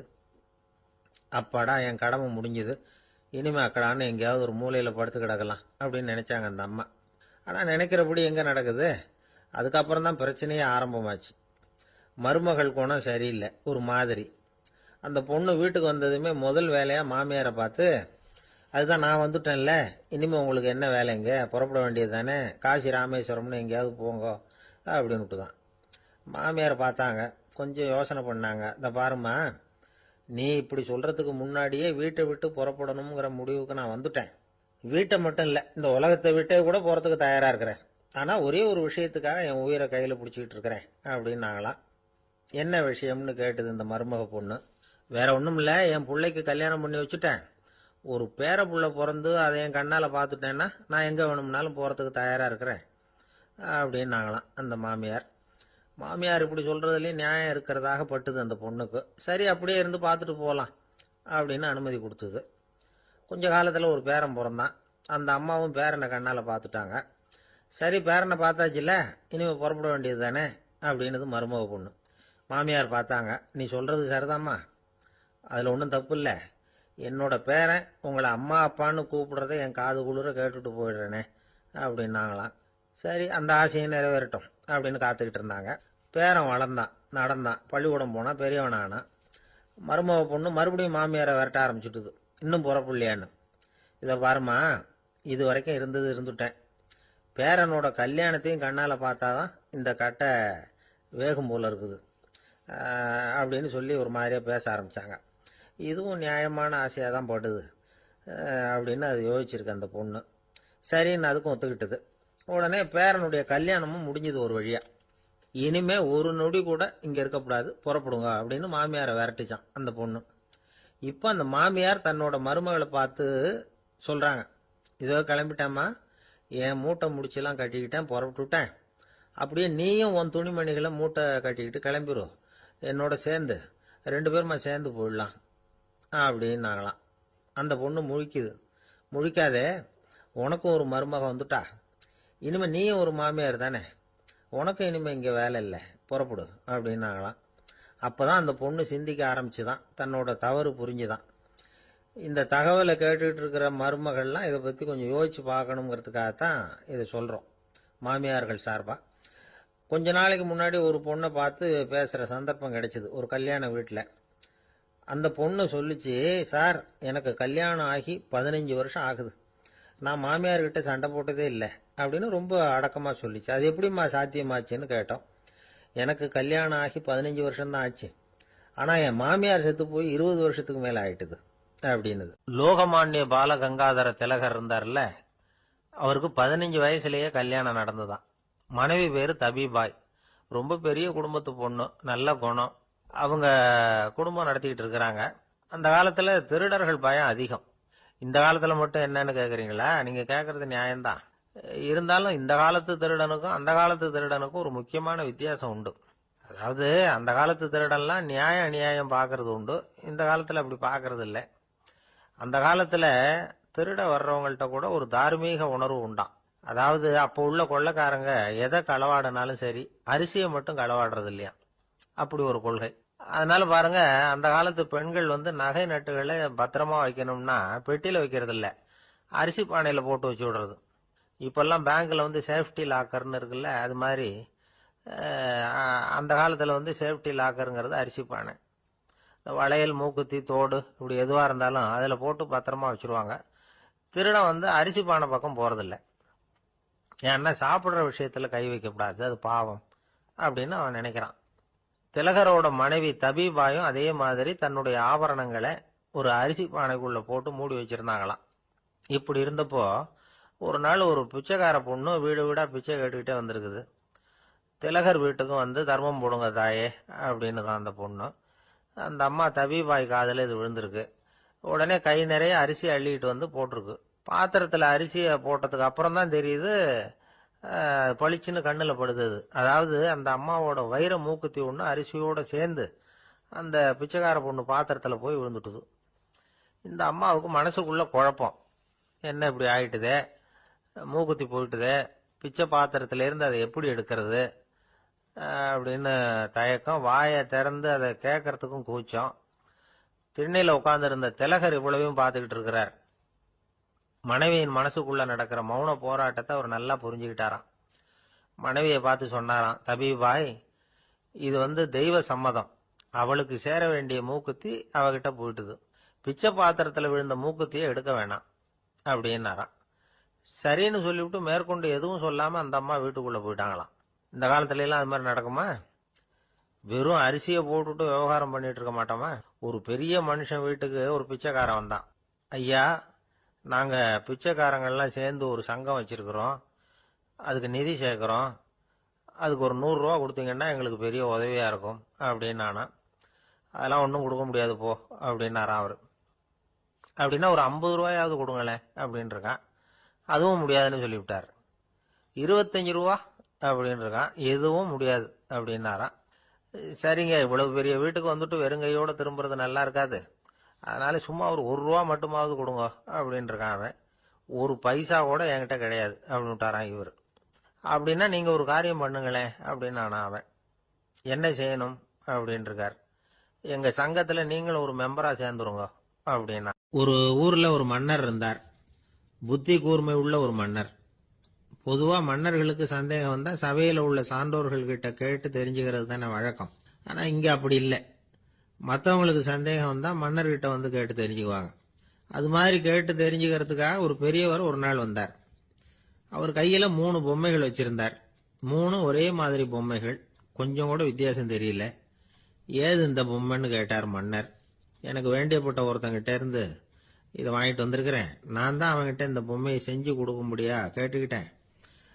அவன் ரொம்ப புத்திசாலி, அவன் தான் இதை செஞ்சு கொடுத்தான். ஆனா அதுல ஒரு சிக்கல் அப்படின்னார். என்ன பிரச்சனைன்னு கேட்டிருக்காரு இவர். நான் அவன்கிட்ட கேட்டது 3 விதமான பொம்மைகளா இருக்கணும்னு கேட்டேன். அவன் என்னடான்னா 3 ஒரே மாதிரியா செஞ்சு கொடுத்துட்டான் அப்படின்னார். அவங்கிட்டயே கேட்கறது தானே அப்படின்னு இருக்காரு இவர். கேட்டேன், அவன் என்ன சொல்றான்னா இது 3 ஒரே மாதிரி பொம்மை கிடையாது, 3 விதம், ஒண்ணுக்கு ஒண்ணு வித்தியாசம் இருக்குது. இந்த 3 பொம்மையும் 3 விதமான நண்பர்களுக்கு உதாரணங்கள் அப்படின்னு சொல்றான். எனக்கு ஒன்றும் புரியல, அதுதான் உங்ககிட்ட வந்தேன் அப்படின்னார். சரி, அந்த பொம்மைகளை இப்படி கொடுங்க அப்படின்னு வாங்கினார் மன்னர். எடுத்துக்கிட்டு உள்ள போனார். கொஞ்ச நேரம் கழிச்சு வெளியில வந்தார். அதுக்கப்புறம் சொன்னார், இத பாருப்பா, அவன் சொன்னது சரிதான், 3 விதம் தான். இது இருக்குதே முதல் பொம்மை, இது உத்தமமான நண்பனுக்கு உதாரணம். இந்த 2வது பொம்மை இது மத்தியமமான நண்பனுக்கு உதாரணம். அந்த 3வது பொம்மை இருக்குதே அது மோசமான நண்பனுக்கு உதாரணம். இதை செஞ்சவன் உண்மையிலேயே பெரிய அறிவாளி தான் அப்படின்னாராம். வந்தவருக்கு ஒன்றும் புரியல. பார்த்தா ஒன்றும் வித்தியாசம் தெரியலையே அப்படின்னு அவன் குழம்பி போய் நிக்கிறான். இப்போ அந்த மன்னர் விளக்கம் கொடுக்கிறார். அந்த 3 பொம்மையையும் எடுத்து முன்னாடி வச்சார். ஒரு மெல்லிய கம்பிய கையில எடுத்தார். அந்த முதல் பொம்மை காதுல விட்டார். கொஞ்ச தூரம் உள்ள போய் அப்படியே நின்னுட்டுது அந்த கம்பி. அப்புறம் 2வது பொம்மை காதுல அந்த கம்பியை விட்டார். அந்த கம்பி என்னாச்சுன்னா அப்படியே அது வாய் வழியா வெளில வந்தது. 3வது பொம்மை காதுல கம்பியை செலுத்தினார். அது நேரா இன்னொரு காது வழியா வெளியில வந்தது. இப்ப இந்த முதல் வகை இருக்குதே, அது மாதிரியான நண்பர்கள் எப்படி தெரியுமா? நம்ம கஷ்டத்தை அவங்க கிட்ட சொன்னா பேசாம கேட்டுக்குவாங்க. வெளியில அதை யாருகிட்டையும் சொல்லிட்டு இருக்க மாட்டாங்க. வெளியில தெரியாம நமக்கு உதவி பண்ணுவாங்க. செஞ்சுட்டு அதை நான் தான் செஞ்சேன்னு சொல்லிட்டு இருக்க மாட்டாங்க. அதுதான் கம்பி ஒரு காது வழியா போய் உள்ளே நின்னுட்டுது. 2வது பொம்மையில கம்பி என்னாச்சு, ஒரு காது வழியா போய் வாய் வழியா வெளியில வருது. இது மாதிரியான நண்பர்கள் கிட்ட நாம கஷ்டத்தை சொன்னா அதை அவங்க 4 பேர்கிட்ட போய் சொல்லி நமக்காக உதவி கேட்பாங்க. நமக்குன்னு கேட்டு வாங்கி அதை நம்ம கிட்ட கொண்டுட்டு வந்து கொடுப்பாங்க. இவங்க மத்தியமமான நண்பர்கள். 3வது பொம்மையில ஒரு காது வழியா செலுத்துற கம்பி இன்னொரு காது வழியா வெளியில வந்துருது. இது மாதிரியான நண்பர்கள் கிட்ட நம்ம கஷ்டத்தை சொன்னா அவங்க காது கொடுத்து கேட்கறது மாதிரி நடிப்பாங்க. அப்படியே இன்னொரு காது வழியா அதை வெளில விட்டுருவாங்க. அதை பத்தி கவலைப்பட மாட்டாங்க. இதுதான் இந்த பொம்மைகளுக்குள்ள இருக்கிற வித்தியாசம் அப்படின்னு விளக்கம் கொடுத்தாராம் மன்னர். படிக்கிற பிள்ளைங்கள்லயும் இது மாதிரி 3 வகை உண்டு. சில பேர் காதால வாங்கி மனசுல வச்சுக்குவான். சில பேர் காதால வாங்கி பேனாவால எழுதி விடுவான். சில பேர் ஒரு காதால வாங்கி இன்னொரு காதால வெளியில விட்டுருவான். ஒரு பையன் வகுப்புல ஆசிரியர் பாடம் நடத்தும் பொழுது தலையை வேகமா ஆட்டி ஆட்டி கேட்பானான். ஏன்டா இப்படி தலையை இப்படி ஆட்டுற அப்படின்னு கேட்டிருக்கான் பக்கத்துல இருந்தவன். தலையை ஆட்டினா தாண்டா ஒரு காது வழியா உள்ள போறது இன்னொரு காது வழியா வெளியில வேகமா வெளில போகும் அப்படின்னானா அந்த பையன். ஆந்திர நாட்டுல ஒரு அரசர் இருந்தார். அந்த அரசர்கிட்ட ஒரு அமைச்சர் இருந்தார். அந்த அமைச்சர் பேரு ராயண பாஸ்கர். அவர் ஒரு பெரிய அறிவாளி. அது மட்டும் இல்ல, மிகச்சிறந்த கொடையாளி. யார் எது கேட்டாலும் இல்லைன்னு சொல்ல மாட்டாராம். அதன் காரணமாவே அவர்கிட்ட இருந்த செல்வம் நாளுக்கு நாள் குறைஞ்சிக்கிட்டே வந்துட்டுதான். கடைசியில குடும்பத்துக்குன்னு எதுவும் வைக்காமலே அவர் போய் சேர்ந்துட்டார். மகனும் இறந்துட்டார். அந்த குடும்பத்துல மிஞ்சி இருந்தது அவருடைய மருமகள், ஒரு பேரன், அவ்வளவுதான். இருந்த ஒரே சொத்து பழுதடைஞ்ச ஒரு வீடு. அந்த அம்மா மற்ற வீடுகளில் வேலை செஞ்சு தன்னுடைய பிள்ளைய படிக்க வச்சுக்கிட்டு வராங்க. அந்த புள்ள ஒரு பெரிய வள்ளலுடைய பேரன்கிறது அந்த பள்ளி வாத்தியார்களுக்கும் தெரியும். அதனால அவங்களும் இவங்கிட்ட கொஞ்சம் அன்பாவும் அக்கறையாகவும் பழகி பாடம் சொல்லி கொடுத்துக்கிட்டு இருக்கிறாங்க. ஒரு நாள் ஒரு புகழ்பெற்ற கவிஞர் ஒருத்தர் அந்த பள்ளிக்கூடத்துக்கு வந்திருக்கிறார். ஆசிரியர்கள் கிட்ட பேசிக்கிட்டு இருந்தப்ப ஒரு செய்தியை சொன்னாராம். ராயண பாஸ்கர்ங்கிற வள்ளல் எனக்கு நிறைய உதவிகள் செஞ்சிருக்கார், என்னை பாராட்டி பரிசுகள்லாம் கொடுத்துருக்கிறார். அந்த வள்ளல் வாழ்ந்த கிராமத்தை பார்க்கணுங்கிறதுக்காக தான் இப்போ இங்கே வந்திருக்கிறேன் அப்படின்னாராம். ஆசிரியர் உடனே இந்த பையனை கூப்பிட்டு, இதை பாருங்க, இவன் யார் தெரியுமா, நீங்க குறிப்பிடுகிற அந்த வள்ளலின் பேரன் அப்படின்னு அறிமுகப்படுத்தினாராம். கவிஞரின் கண்கள்ல ஆனந்த கண்ணீர். அந்த பரவச நிலையிலேயே அந்த வள்ளலை பற்றி கவி பாட ஆரம்பிச்சுட்டாராம். இந்த சின்ன பையன் அதை கேட்டிருக்கிறான். உடனே என்ன பண்ணான் தெரியுமோ, தன் கையில் அணிஞ்சிருந்த ஒரு பொன் வளையலை கழட்டி அந்த கவிஞருக்கு பரிசா கொடுத்துட்டானாம். எல்லாருக்கும் ஆச்சரியம். தாத்தா இருக்கும் நிலையில கொடுத்தார், பேரன் இல்லாத நிலையிலையும் கொடுக்குறான். பையனை எல்லாரும் பாராட்டினாங்களாம். இருந்தாலும் அவனுக்குள்ள ஒரு பயம் எதுவும் ஆரம்பமாச்சு. பள்ளிக்கூடம் விட்டு வீட்டுக்கு வரும்பொழுது அந்த பயம் இன்னும் அதிகமாயிட்டுது. அம்மா என்ன சொல்லுவாங்களோ தெரியலையே, ஏதோ திடீர்னு தோணிச்சு வளையல கழட்டி கொடுக்கணும்னு கொடுத்துட்டோம். குடும்பம் இருக்கிற நிலையில இப்படி நான் செஞ்சது தப்பா, வீட்டு செலவுக்கே அம்மா எவ்வளவு கஷ்டப்படுறாங்க, வீட்டுக்கு போனதும் என்ன நடக்குமோ தெரியலையே அப்படின்னு நினைச்சு பயந்துகிட்டே அவன் வீட்டுக்குள்ள அடி எடுத்து வைக்கிறான். அம்மா கூப்பிட்டு சாப்பாடு போட்டாங்க. அவங்க கண்ணில் படக்கூடாதுங்கிறதுக்காக ஒரு கையை பின்னாடி மறைச்சிக்கிட்டே இருந்தான். அம்மா இதை கவனிச்சுட்டாங்க. ஏய், உன் கையை ஏன் அப்படி வச்சிருக்கிற, உன் கைக்கு என்னாச்சு, ஏதாவது அடிபட்டு போச்சா அப்படின்னு கேட்டுக்கிட்டே கையை எடுத்து பார்க்குறாங்க. வளையல காணலை. வளையல் எங்க அப்படின்னு கேட்குறாங்க. இவன் தயங்கிக்கிட்டே நடந்ததை சொல்கிறான். அதை கேட்டதும் அந்த அம்மாவோட முகம் கோபத்தால் சவுந்து போச்சான். முட்டாளே, என்ன காரியம் பண்ண அப்படின்னு கன்னத்தில் அரைஞ்சிட்டாங்களாம். அம்மா, என்னை அடிக்காத, ஏதோ தெரியாமல் தப்பு பண்ணிட்டேன் அப்படின்ட்டு இருக்கான். மகனே, வளையலை கொடுத்ததுக்காக நான் உன்னை அடிக்கலை அப்படிங்க, பின்ன எதுக்கு அடிச்சேன்னு கேட்டிருக்கான்.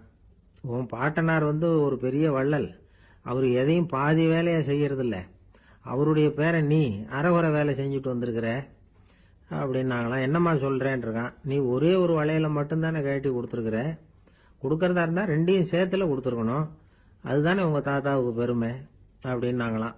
அம்மா, தெரியாம இப்படி செஞ்சுட்டேன், உங்ககிட்டையும் அரை வாங்கிட்டேன் அப்படி இப்படின்னு அவன் சொல்லியிருக்கிறான்.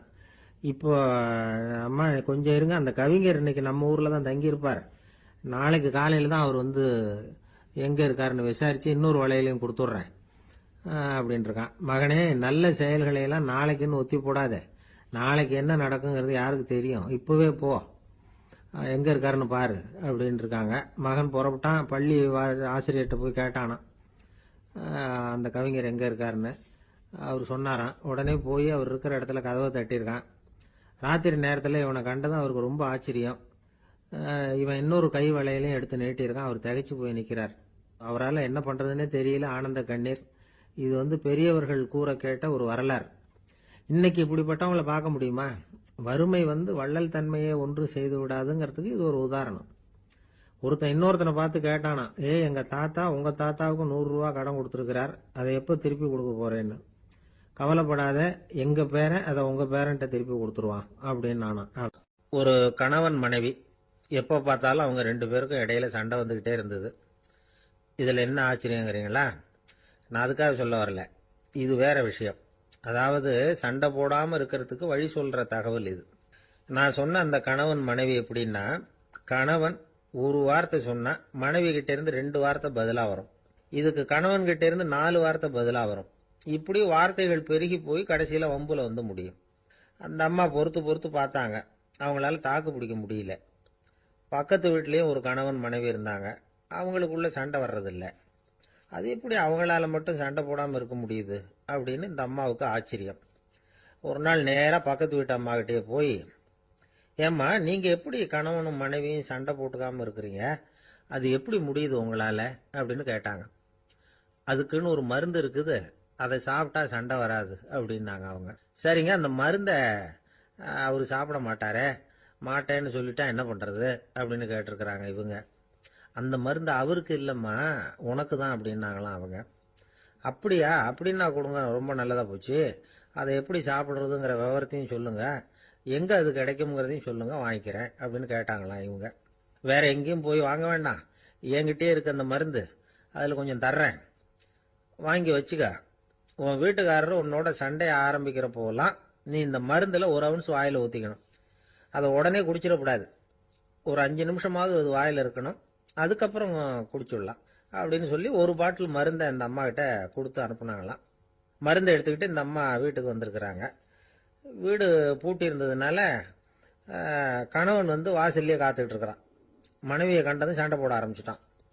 வீட்டை பூட்டி விட்டு எங்கே போய் தொலைஞ்ச, எவ்வளவு நேரமாக ஒரு மனுஷன் வாசல்லையே காத்துட்டு கிடக்கிறது, அப்படி இப்படின்னு கத்த ஆரம்பிச்சிட்டான். மனைவி இதுக்கு பதிலே சொல்லலை. அந்த அம்மா பேசாமல் வீட்டை திறந்தாங்க. சமையல் அறைக்குள்ளே போனாங்க. ஒரு அவுன்ஸ் மருந்தை வாயில் ஊற்றிக்கிட்டாங்க. அன்னைக்கு சண்டை வந்து மேற்கொண்டு வளரவே இல்லை, நின்றுட்டுது. மருந்து பரவாயில்லை. அதுக்கப்புறம் பல சந்தர்ப்பங்களில் சண்டை வரும் போல இருக்கிற போலாம் இந்த மருந்து அதை நிறுத்தியிருக்கு. பிரமாதமான மருந்தாக இருக்குது இதை கொஞ்சம் அதிகமாகவே வாங்கி வீட்டில் வச்சுக்க வேண்டியது தான் அப்படின்னு முடிவு பண்ணிட்டு இந்த அம்மா மறுபடியும் பக்கத்து வீட்டு அம்மாகிட்ட போனாங்க. எவ்வளவு விலையானாலும் சரி, நான் காசு கொடுத்து வாங்கி வச்சுக்கிறேன், எந்த கடையில் இருக்குது இந்த மருந்து சொல்லுங்க அப்படின்னு கேட்டாங்க. இந்த மருந்துக்கு விலையே கிடையாதுங்க, இலவசமாகவே கிடைக்கும்னாங்களாம் அவங்க. அது எப்படி விலை இல்லாமல் இதை விற்க முடியுது அப்படின்னு கேட்டாங்களாம் இவங்க. அது மருந்தாக இருந்தால் தானே விலை வைக்கிறதுக்கு, அது வெறும் தண்ணி தானே அப்படின்னாங்களாம். வெறும் தண்ணியா சண்டையை நிறுத்துது அப்படின்ட்டு இருக்காங்க இவங்க.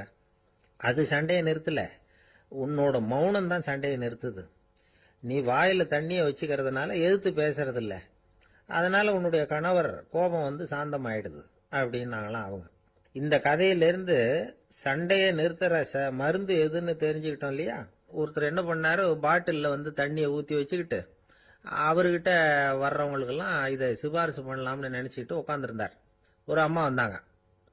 இதை கேட்டுவிட்டு இதையே ஒரு மருந்து மாதிரி கொடுக்கலாம்ங்கிறது அவர் முடிவு. அதனால பாட்டிலில் தண்ணி அடைச்சி வச்சுக்கிட்டு அதில் கலருக்காக எண்ணத்தையோ ஒரு ஜீரகம் அது மாதிரி எதையாவது கலந்து வச்சுக்கிட்டு ஒரு மருந்து மாதிரி ஒரு பாவனையில் வச்சுக்கிட்டு உட்காந்துருக்கார். யாராவது வீட்டில் சண்டைன்னா என்கிட்ட வாங்க மருந்து தரேன்னு. ஒரு அம்மா வந்தாங்க. எனக்கும் என் வீட்டுக்காரருக்கும் அடிக்கடி சண்டை வருதுங்க அப்படின்ட்டு இருக்காங்க. கவலைப்படாதம்மா, நான் ஒரு மருந்து தரேன்னு சொல்லி வீட்டுக்குள்ளே போய் ஒரு பாட்டில் எடுத்து வந்து கொடுத்தார். பாட்டிலில் இருக்கிறது என்னங்கிறத சொல்லிவிட்டா அது பேரில் மரியாதை வராது இல்லையா, அதனால் சொல்லலை. அந்த அம்மா வாங்கிட்டு போனாங்க. 4 நாள் கழித்து திரும்பி வந்தாங்க. என்னம்மா வீட்டில் சண்டை நின்று போச்சான்னு கேட்டிருக்காரு இவர். அங்கே நின்று போச்சுங்க, இப்போ உங்ககிட்ட ஆரம்பமாக போகுதுன்னாங்களாம். என்னம்மா அப்படின்ட்டு இருக்காரு இவர் பயந்து போய். பின்ன என்னங்க, நீங்கள் என்ன மருந்து கொடுத்துருக்குறீங்க என்னங்க அப்படின்னாங்களாம் கோவமா. அது வெறும் தண்ணி தானே அப்படின்ட்டு இருக்காரு இவர். தண்ணியா இது, நல்லா பாருங்க அப்படின்னு அந்த பாட்டில் நீட்டினாங்களாம். இவர் வாங்கி பார்த்துருக்காரு. அப்புறம் தான் விஷயம் புரியுது அவருக்கு. இவர் கை தவறுதலா அவங்க வீட்டில் இருந்த மண்ணெண்ணெய் பாட்டில் எடுத்து அவர்கிட்ட கொடுத்துருக்குறாங்க. அப்புறம் என்ன ஆகும், சண்டை வராம. காஞ்சிபுரத்துல பல்லவ ராஜா ஒரு கோவில் கட்டினார், கைலாசநாதர் கோவில். அதுக்கு கும்பாபிஷேகம் பண்றதுக்கு ஒரு நாள் குறிப்பிட்டு அதுக்கு வேண்டிய ஏற்பாடுகள்லாம் பண்ணினார். முதல் காரியமா கடவுளை வேண்டிக்கிட்டார், நீங்க இந்த கும்பாபிஷேகத்துக்கு நேரில் வந்து கலந்துக்கணும்னார். கடவுள் அந்த ராஜா கனவுல வந்தார். நீ கும்பாபிஷேகம் வச்சிருக்கிற அதே நாள்ல அதே நேரத்துல எனக்கு இன்னொரு ஊர்ல ஒரு கும்பாபிஷேகம் இருக்குது, அதுக்கு போக வேண்டியிருக்கு. அதாவது திருநின்ற ஊர்ல என்னுடைய பக்தர் ஒருத்தர், அவரும் ஒரு கோயில் கட்டி கும்பாபிஷேகம் செய்யறார், நான் அதுக்கு போக வேண்டியிருக்கு, அதனால உன்னுடைய தேதியை நீ மாத்தி வச்சுக்கோ அப்படின்னார். கடவுள் தான் எங்கேயும் இருக்கிறவராச்சே, அவர் நினைச்சா 2 இடத்துலயும் இருந்து கோயில் கும்பாபிஷேகத்தை நடத்த முடியாதா? ஏன் அப்படி செய்யல? அது ஒரு முக்கியமான காரணத்துக்காகத்தான். திருநின்ற ஊர்ல இருந்த பூசலாருங்கிற அந்த அடியாரின் பெருமையை இந்த உலகத்துக்கு எடுத்து காட்டணுங்கிறதுக்காகத்தான் கடவுள் அந்த ராஜா கிட்ட அப்படி சொன்னார். சரி, அந்த அடியார் அப்படி என்னதான் பெருசா கோயில் கட்டி விட்டார்? ராஜா கட்டின கோயிலை விட பெருசா? அவர் கட்டினது கருங்கல்லாலேயோ மண்ணாலேயோ மரத்தாலேயோ இல்ல. அவர் கட்டின கோயில் வந்து வேற மாதிரி. அது வந்து மனசால கட்டின கோயில், மனசுக்குள்ள இருக்கிற கோவில், மனக்கோவில். அந்த அடியார் தன்னோட மனசுக்குள்ள மாசக்கணக்கா ஒவ்வொரு கல்லா சேர்த்து கட்டின கோவில். இந்த விஷயம் ராஜாவுக்கு தெரியாது. அவர் என்ன நினைச்சுட்டாரு, அது நாம கட்டின கற்கோயிலை விட ரொம்ப பெருசா இருக்கும் போல இருக்கு அப்படின்னு நினைச்சுட்டாரு. சரி, அப்பேற்பட்ட அந்த கோயிலை வந்து தரிசனம் பண்ணிவிட்டு வருவோம் அப்படின்னு நினைச்சு ராஜா திருநின்ற ஊருக்கு போறார். அங்க போய் பார்த்தா கோயிலையும் காணும், ஒன்னையும் காணும். கடைசியில பூசலார் கட்டின மனக்கோவில் தான் அதுங்கிறத அவர் புரிஞ்சுக்கிறார். உடனே அந்த அடியாரின் காலில் விழுந்து வணங்குறார். அவரோ, இது மனசால முயன்ற கோவில், இதுக்கு இத்தனை பெருமையா அப்படின்னு ஆச்சரியப்படுறார். இதுல ஆச்சரியப்படுறதுக்கு ஒண்ணும் இல்ல. ஆண்டவன் விரும்புறது அகபக்தியையே தவிர புற தோற்றங்களே அல்ல. இதை நாம புரிஞ்சுக்கிட்டோம்னா நமக்குள்ள எந்த வேறுபாடுகளும் வர்றதுக்கு வழியே இல்லை. இன்னொரு ராஜா இருந்தார். அவரு ஆண்டவனுக்கு படைக்கிறதுக்காக ஒரு தார் நல்ல செவ்வாழை பழமா எடுத்துக்கிட்டு போகணும்னு நினைச்சார். அதனால முத நாளே அதை வாங்கிட்டு வர சொன்னார் வேலைக்காரங்கிட்ட. வேலைக்காரன் போனான், கடத்தெருவில் ஒரு தார் பழம் வாங்கினான். வர்ற வழியில் அவன் குடிசை. அப்படியே எட்டி பார்த்துட்டு போவோமேன்னு நினைச்சான். போனான். அங்கே இவனோட குழந்தை பாவம் பசியால கத்திக்கிட்டு இருக்கு. இவன் பார்த்தான், இவ்வளவு பெரிய தாரில் ஒரு 2 பழம் எடுத்தா தெரியவா போகுது அப்படின்னு நினைச்சு ஒரு 2 பழத்தை பிச்சு அந்த குழந்தைகிட்ட கொடுத்தான். அது அதை வாங்கி வயிறார சாப்பிட்டுது. பசி அடங்குச்சு. விளையாட போயிட்டுது. இவன் அதுக்கப்புறம் வாழைப்பழத்தை எடுத்துக்கிட்டு அரண்மனைக்கு வந்தான். 2 பழம் பிச்சிருக்கிறது ராஜாவுக்கு தெரிஞ்சு போச்சு. இவன் உண்மையை சொல்லிவிட்டான். உடனே ராஜா, கடவுளுக்கு படைக்க வேண்டிய பொருளை குழந்தை வந்து எச்சில் பண்ண விட்டுருக்கியே அப்படின்னு சொல்லி அவனை கட்டி வச்சு சாட்டையால் அடிச்சார் பாவம். மறுநாள் பழத்தை கோயிலுக்கு எடுத்துட்டு போனார். கடவுள் முன்னாடி வச்சார். கடவுள் கண்ணை திறந்து பார்த்தார். பழம்லாம் அழுகி இருக்குது. என்ன இது அழுகி போன பழம் அப்படின்னார். ராஜா முழிச்சார். நல்லா தானே இருந்தது அப்படின்னு நினைச்சார். அப்போ கடவுள் அந்த ராஜா கிட்ட சொன்னாராம், இதை பார்ப்பா, இந்த தாரில் 2 பழம் தான் நல்ல பழம். அந்த 2 பழங்களையும் நேத்திக்கே நான் சாப்பிட்டுட்டேன் அப்படின்னாராம். அப்பதான் ராஜாவுக்கு புரிஞ்சுது, ஏழை குழந்தையின் பசியை தீர்க்கறதுக்காக உதவுன அந்த 2 பழம் தான் இறைவன் சாப்பிட்ட பழம்னு. இறைவன் இருக்கிற இடம் எது? இதுதான். உங்க பையன் எப்படி சார் இருக்கான் அப்படின்னு விசாரிச்சார் ஒருத்தர். அவன் என்ன சார், எதை சொன்னாலும் காதில் வாங்க மாட்டேங்கிறான், அவன் பாட்டுக்கு போறான் வர்றான் அப்படின்னு சொல்லி அழுத்துக்கிட்டார் அப்பா. பெரியவங்க சொல்றத சின்ன பிள்ளைங்க கேட்கறது இல்லைங்கிறது ஒரு குறை. பெரியவங்க சொல்றது சின்ன பிள்ளைங்க காதலையே விழறது இல்லைங்கிறது ஒரு குறை. இது கொஞ்சம் சீரியஸான விஷயம், கவனிச்சு பார்க்கணும். ஒரு குழந்தைக்கு காது சரியா கேட்குதா இல்லையா அப்படிங்கிறத நாம தான் கவனிச்சு பார்த்து கண்டுபிடிக்கணும். அதுவா நம்ம கிட்ட தவழ்ந்து வந்து, அப்பா எனக்கு காது கேட்கல, அழைச்சிட்டு போங்க டாக்டர்கிட்ட அப்படின்னுலாம் சொல்லிக்கிட்டு இருக்காது. அது சரி, ஒரு குழந்தைக்கு காது சரிவர கேட்குதா இல்லையா அப்படிங்கிறத முன்கூட்டியே நாம தெரிஞ்சுக்கிறது எப்படி? அதுக்கு சில வழி இருக்கு. உங்க குழந்தைய கொஞ்சம் அப்படியே கவனிச்சு பாருங்க. அடிக்கடி ஜலதோஷம், காதுல அரிப்பு ஏற்படுதா, மூக்கு வந்து விரிவாகவும், அப்புறம் வந்து டான்சில், அடினாய்டு, சத அழற்சி, இது மாதிரி ஏதாவது இருக்கா, வாயிலிருந்து எச்சில் ஒழுகுதா, குழந்தை வாயினால சுவாசிக்குதா, பற்கள் வந்து முன்னாடி தள்ளி வளருதா, இதெல்லாம் அதுக்கு அறிகுறி. அப்புறம் இந்த V, B, D, F, D H இப்படி இந்த ஒலிகள் சேர்ந்த வார்த்தைகளை வந்து குழந்தை வந்து சரியா புரிஞ்சுக்காது. இப்போ உதாரணத்துக்கு பட்டுன்னு சொல்லு குழந்தை அப்படின்னீங்கன்னா அது வந்து கட்டுன்னு சொல்லும். அதாவது பட்டு சவுண்டை அதால புரிஞ்சுக்க முடியல. அப்புறம் உங்க குழந்தை வந்து உங்களை உறக்க பேச சொல்றானா, அடிக்கடி கேள்வி கேட்கறானா, சாப்பிட்றப்போ கவனம் இல்லாம இருக்கானா, படிப்புல போதுமான முன்னேற்றம் இல்லையா, வகுப்புல சரியா கவனிக்கிறது இல்லையா, இப்படிலாம் இருந்தா ஆரம்பத்திலேயே டாக்டர்கிட்ட அழைச்சிட்டு போய் சிகிச்சையை வந்து ஆரம்பிச்சுடலாம், குணப்படுத்தி விடலாம். குழந்தைக்கு காது சரியா கேட்கலன்னா நீங்க செய்ய வேண்டியது என்ன தெரியுமா? அவனுக்கு காது கேட்கலங்கிறதுக்காக அவன் முன்னாடி சத்தம் போட்டு பேசக்கூடாது. மெதுவா சீரா பேசணும். அவனை பார்த்து பேசணும். உங்க உதட்டு அசைவுகள் வந்து அவனுக்கு உதவும். அதை பார்த்தே புரிஞ்சுக்குவான். நீங்க வாயில வெத்தலை பாக்கு போட்டுக்கிட்டோ புகை பிடிச்சிக்கிட்டோ பேசக்கூடாது.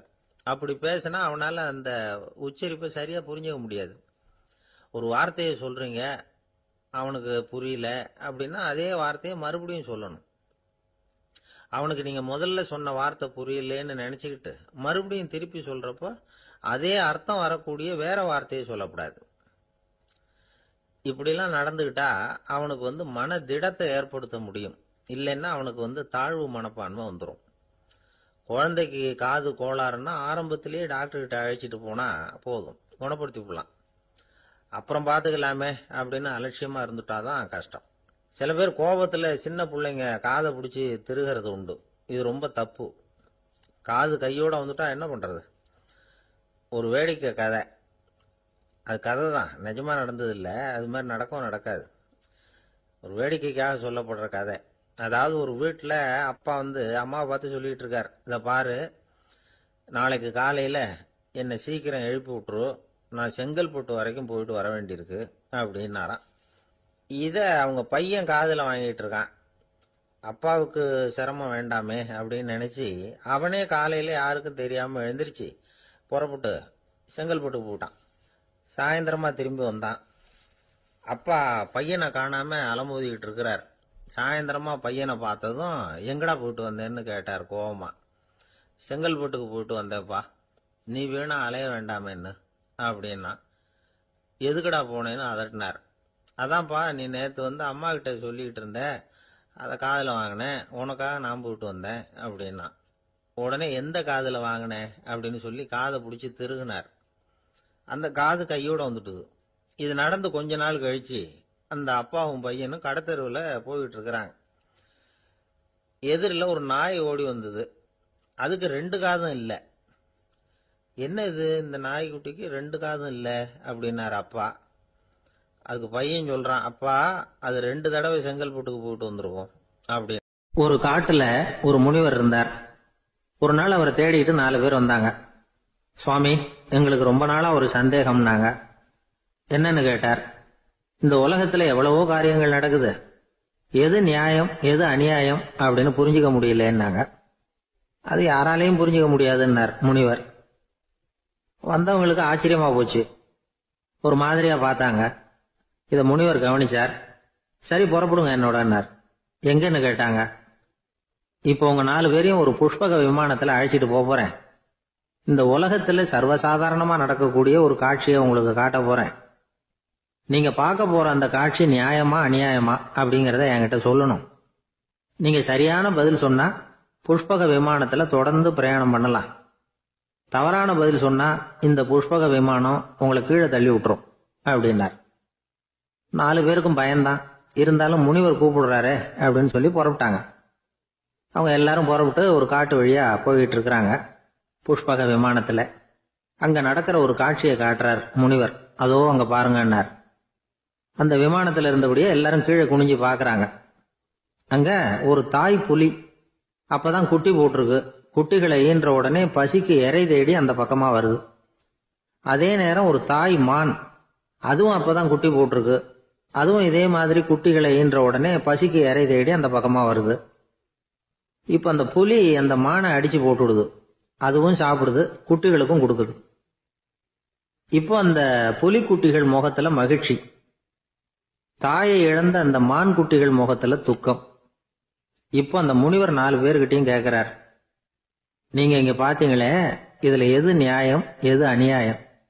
ஒவ்வொருத்தரா சொல்லுங்க. உங்க பதில் சரியில்லைன்னா இந்த விமானம் உங்களை கீழே தள்ளி விட்டுரும். சொல்லுங்க பார்க்கலாம்னார். முதல்ல ஒருத்தன் சொன்னான், அந்த புலி செஞ்சது சரிதாங்க. அது பசிக்கு அதுதான் ஆகாரம். தன்னுடைய பசிக்கு தானே இறை தேடிக்கிட்டுது. அதுல என்ன தப்பு? அவ்வளவுதான். அதனால புலி செஞ்சது நியாயம்தான் அப்படின்னா. அவ்வளவுதான், அந்த விமானம் அவனை அப்படியே கீழே தள்ளி விட்டுட்டுது. அதனால அவன் கொடுத்த பதில் சரியில்லை அப்படிங்கிறது புரிஞ்சு போச்சு. இப்ப 2வது ஆளு சொன்னான், புலி செஞ்சது பாவம், அந்த தாய்மான் என்ன தப்பு பண்ணிச்சு? இப்ப அந்த குட்டிகளுக்கு யாரு ஆதரவு? அதனால புலி செஞ்சது அநியாயம் அப்படின்னா. அவ்வளவுதான், அவனையும் கீழே தள்ளி விட்டுடுது அந்த விமானம். இந்த பதிலும் சரியில்லை அப்படின்னு ஆயிட்டுது. இப்ப 3வது ஆள் வந்தான். முதல்ல 2 பேர் கீழே விழுந்ததை பார்த்துக்கிட்டு இருந்தான். அதனால அவன் சொன்னான், 2மே நியாயம்தாங்க. புலி இறை தேடினதும் இயற்கை, அதுக்கு மான் இறையானதும் இயற்கை. அதனால இதுல ஒன்றும் தப்பு இல்லைன்னா. அவ்வளவுதான், அவனையும் அந்த விமானம் கீழே பிடிச்சி தள்ளி விட்டுது. இப்ப 4வது ஆள் வந்தான். முனிவர் கேட்டார், நீயாவது சொல்லுப்பா, இந்த செயல்ல எது நியாயம்னார். அவன் தெளிவா பதில் சொன்னான். அதாவது என்ன சொன்னான்னா, எனக்கு தெரியல அப்படின்னா. அவனை விமானம் கீழே தள்ளல, சௌரியமா அழைச்சிட்டு போட்டுது. இவனும் பிரயாணம் சௌக்கியமா பண்ணானான். ஆக இதுதான் சரியான பதிலுங்கிறத முனிவர் உணர்த்தினார். இந்த கதையிலிருந்து நாம புரிஞ்சுக்க வேண்டியது என்னன்னா, இந்த உலகத்துல எவ்வளவோ காரியங்கள் நடக்குது. அதெல்லாம் ஏன் அப்படி நடக்குதுங்கிறதுக்கு எப்பேற்பட்ட பண்டிதராலும் பதில் சொல்ல முடியாது. தெரியாததை தெரியாதுன்னு ஒத்துக்கிட்டா வாழ்க்கை பிரயாணம் சுகமா இருக்கும். அதனால தேவையில்லாத விஷயங்களை புரிஞ்சுக்கிறதுக்கு நேரத்தை செலவு பண்ணிட்டு இருக்க கூடாது. வாழ்க்கையை குழப்பிக்க கூடாது. வாழ்க்கைக்கு தேவையானது என்னவோ அதை மட்டும் புரிஞ்சுக்கிட்டா போதும். இந்த காலத்து ஆள் ஒருத்தன் ஒரு பெரியவரை தேடி வந்தான். ஐயா, ஒரு சந்தேகம்னா. என்ன உன்னுடைய சந்தேகம்னார். பகுத்தறிவுன்னா என்ன, விதின்னா என்ன அப்படின்னு கேட்டான். இதுக்கு அவரு, இப்ப உன்னுடைய வலது கால தூக்குன்னார். தூக்கணான். சரி, இப்ப உன்னுடைய வலது கால கீழே இறக்காம உன்னுடைய இடது காலையும் தூக்குன்னார். தூக்கணான். பொத்துன்னு கீழே விழுந்துட்டான். பெரியவர் சொன்னார், உன்னால ஒரு கால தூக்க முடிஞ்சது, அதுதான் பகுத்தறிவு. 2 கால்களையும் ஒரே சமயத்துல தூக்குனா அடிபடும் அப்படிங்கிறது தான் விதி அப்படின்னு விளக்கம் கொடுத்தார். இவன் தன்னுடைய விதியை நொந்துகிட்டே இடுப்பை பிடிச்சுக்கிட்டு அங்கிருந்து நடந்து போயிட்டான். ஒரு தந்தை தன்னோட பிள்ளைய ரொம்ப தைரியசாலியா வளர்க்கணும்னு ஆசைப்பட்டார். அதுக்காக அவனை கூப்பிட்டு உட்கார வச்சு இப்படி உபதேசம் பண்ணார். இதை பாருப்பா, நான் உன்னாட்டம் இருக்கிறப்போலாம் எதுக்கும் பயப்பட மாட்டேன், ரொம்ப துணிச்சலா இருப்பேன். ஒரு நாள் ஒரு அப்பாவி எலிய ஒரு பூனை துரத்திட்டு ஓடிச்சு. நான் உடனே என்ன செஞ்சேன் தெரியுமா? அந்த பூனையை பிடிச்சேன், அது வாலில் ஒரு பட்டாசு சரத்தை கட்டினேன், கொளுத்தி விட்டேன், படபடன்னு வெடிக்க ஆரம்பிச்சுட்டுது.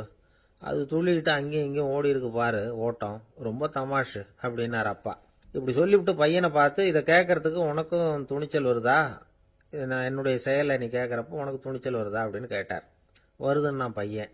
எப்படின்னா அப்படிங்கிற விவரத்தையும் சொன்னான் அவன். அதாவது எலிய விரட்டினத்துக்காக பூனை வாலில் பட்டாசு கொளுத்துனீங்க நீங்க, பூனையை விரட்டினத்துக்காக உங்க கழுத்துல பட்டாசு சரத்தை மாட்டினா என்னன்னு தோணுது எனக்கு அப்படின்னு நான் பையன்.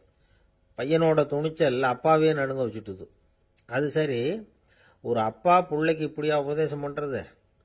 எல்லாருக்கிட்டையும் அன்பா பழகிறது எப்படி அப்படின்னு சொல்லி கொடுக்கணும். பிஞ்சு உள்ளங்கள்ல நஞ்ச தூவலாமா? ஒரு நாள் விநாயகர் ஒரு பூனையோட விளையாடிக்கிட்டு இருந்தாராம்.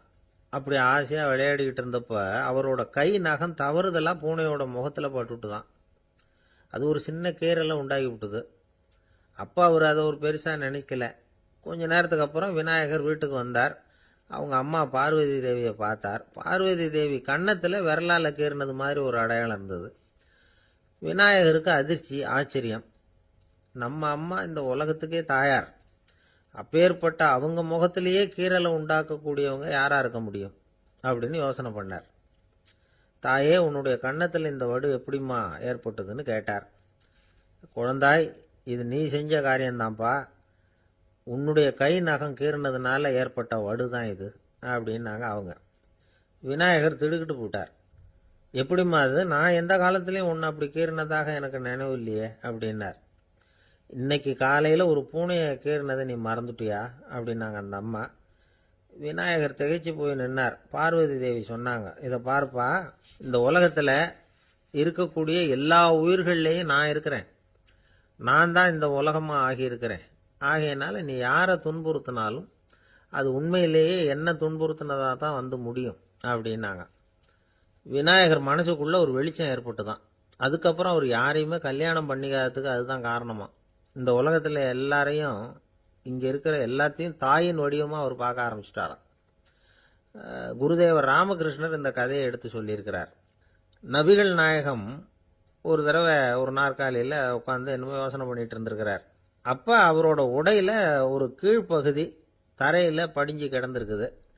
அங்க விளையாடிக்கிட்டு இருந்த ஒரு பூனை அது மேல வந்து படுத்து தூங்கி போச்சு. தொழுகை செய்ய வேண்டிய நேரம் வந்துட்டது. நபிகள் நாயகம் எழுந்திருக்க பார்த்தார். அப்போதான் பூனை தன்னோட உடை மேல படுத்து தூங்கிட்டு இருக்கிறது கண்ணில் படுது. பூனையோட தூக்கத்தை கலைக்க விரும்பல அவர். தன்னுடைய சகோதரியை கூப்பிட்டார். ஒரு கத்திரிக்கோல் எடுத்துட்டு வர சொன்னார். பூனை படுத்திருந்த உடை பகுதி மட்டும் இருக்குல்ல, அதை மட்டும் அதோட கத்திரிச்சு விட்டுட்டு அதுக்கப்புறம் அவர் எழுந்திரிச்சு தொழுகைக்கு போனாராம். அதாவது பிற உயிர்கள் கிட்ட எப்படி அன்பு காட்டணுங்கிறத பெரியவங்க எவ்வளவோ விதத்துல நமக்கு எடுத்து காட்டியிருக்கிறாங்க. இருந்தாலும் எத்தனை பேர் மனசுல அதெல்லாம் உரைச்சிருக்குது? நாமளும் நம்ம ட்ரெஸ் மேல ஒரு பூனை படுத்திருந்தா ஒரு கத்திரிக்கோலை தான் தேடுவோம், எடுத்துக்கிட்டு வர சொல்லுவோம். துணியை வெட்டுறதுக்கு பதிலாக இல்லை அதோட வாழை வெட்டினா என்ன அப்படின்னு தோணும். ஒரு ஆள் ரொம்ப பிரியமா ஒரு பூனையை ஆற்றுல குளிப்பாட்டிக்கிட்டு இருந்தானா. எப்படி? அந்த பூனையை ஆற்று தண்ணியில் அமுக்கி அமுக்கி குளிப்பாட்டிக்கிட்டு இருக்கிறான்.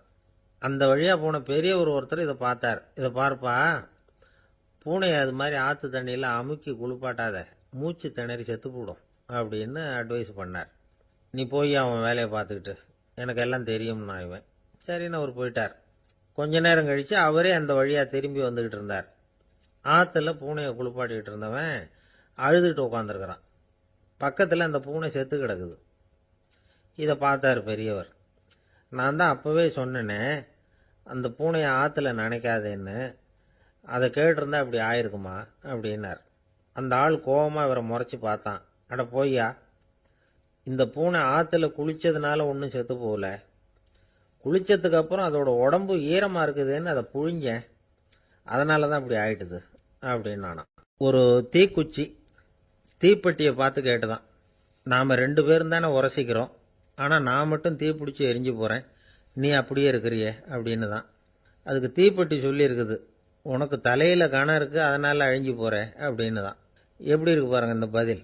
தலையில் கணம் உள்ளவங்க யாருமே சரியாக இருக்க முடியாது. எவ்வளவு பெரியவங்களாக இருந்தாலும் சரி, ரொம்ப கஷ்டம்தான் அது. கர்வம்ங்கிறது கூடவே கூடாது. இதை விளக்கறதுக்கு மகான் ஒருத்தர் ஒரு சம்பவத்தை சொல்கிறார். அர்ஜுனன் தீர்த்த யாத்திரை பண்ணானா.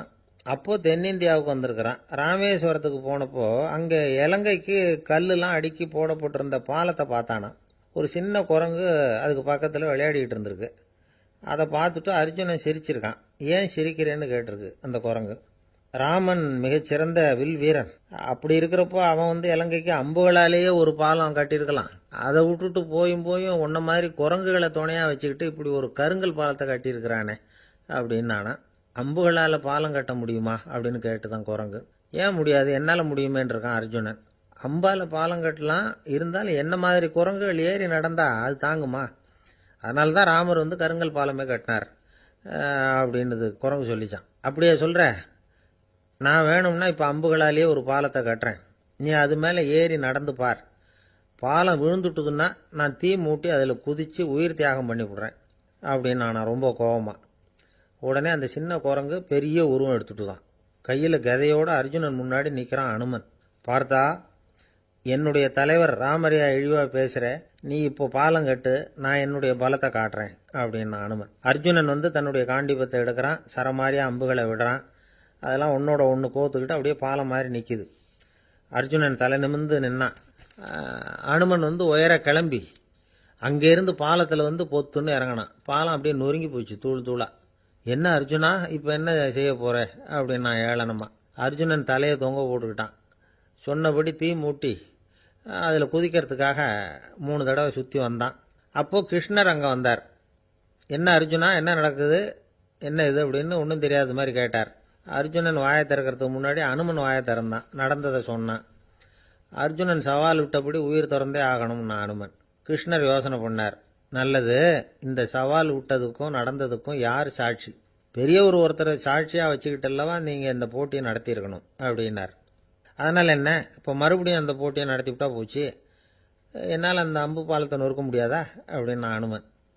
சரி, இப்போ மறுபடியும் அது நடக்கட்டும்னார் கிருஷ்ணர். அர்ஜுனன் அம்பு பாலம் அமைச்சான். அனுமன் ஏறி குதிச்சான். பாலம் அசைஞ்சு கொடுக்கவே இல்லை, அவ்வளோ உறுதியாக இருக்குது. இப்போ அனுமன் தலையை குனிஞ்சுக்கிட்டான். அர்ஜுனன் நன்றியோடு நிமிர்ந்து பார்த்தான்.